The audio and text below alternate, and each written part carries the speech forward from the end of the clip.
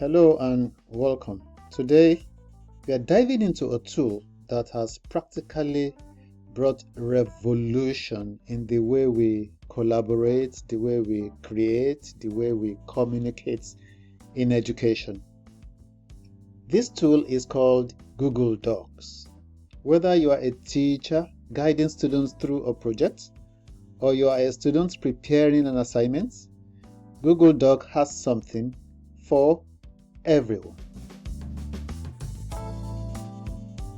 And then you may want to ask, why Google Docs? I'm okay with Microsoft Words to do my things. Why should I bother about Google Docs that is internet-based? Now let me tell you. The first thing is that Google Doc does not require any software installation. Remember, if you must have Microsoft Word, which of the version do you currently have? Is it 2010? Is it 2013? Is it 2016? Is it 2019? Is it 2022? Can you even afford the latest version of Microsoft Words? And remember, you are trying to save a document that was forwarded to you, and your computer is saying that your version of Microsoft Word is not compatible with that of the document. Do you want to downscale or downgrade the document? All these issues are not relevant when you have Google Docs. There is no need for any kind of software installation. You're not buying anything. Secondly, Google Docs works on all platforms, whether you are using Android or iPhone, whether you are using Windows or MacBook. Google Works, you can start your work from a smartphone and continue the work on your personal computer. Google Work is there to serve you. The other thing is that you are working on a document, you are not bothered about whether you have saved that document when your computer shuts down unexpectedly and there is power outage. You are using a desktop that the UPS is no longer working. Once the power is off, all the things that I've been working on goes blank. If it happens while you are using Google Doc, there is no problem, because every single item you type on Google Doc is automatically saved to the cloud, so to speak. We'll talk about that later.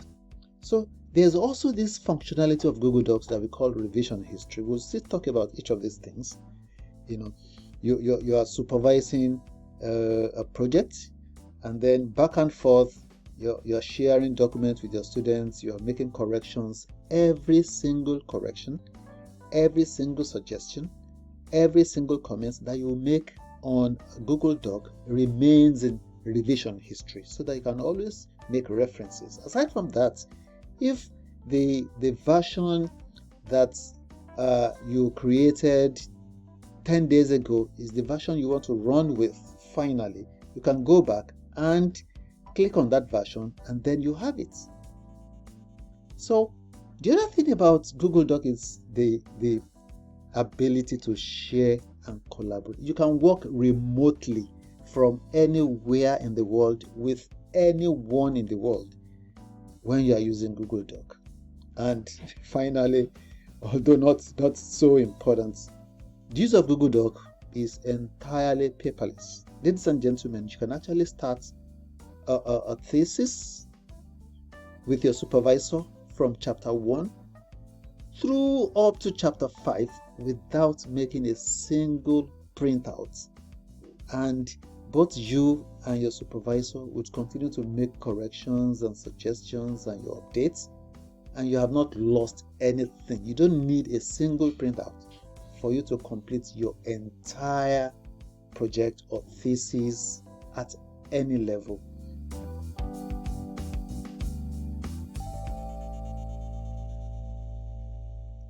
So in the next couple of lessons or videos, we'll be looking at these 15 key features of Google Doc and how to use them practically. We'll be looking at how to use Google Doc in real-time collaboration, commenting and suggesting mode of Google Doc, how to share, how to allow who can access your documents, who cannot, how to format, and the different insertion tools that is in Google Doc. We'll also be able to see and we'll also look at templates and practical application of same. We'll look at how to share documents. We'll look at how the different add-ons, those that improves and increases the functionalities of Google Doc, what they are and what they do. We'll look at how to link and embed documents and other files, be it photos or videos or links from other websites, into your document. We'll also look at how to we'll look at the research tools in Google Doc and how to use them. We'll look at the special tool of voice typing without having to use the keyboard, the version history, offline mode. We'll look at translations, equation editors for teachers of mathematics or physics, and a few keyboard shortcuts. So all this we are going to explore one after the other so as to be able to apply them as we move forward. Once again, you are welcome.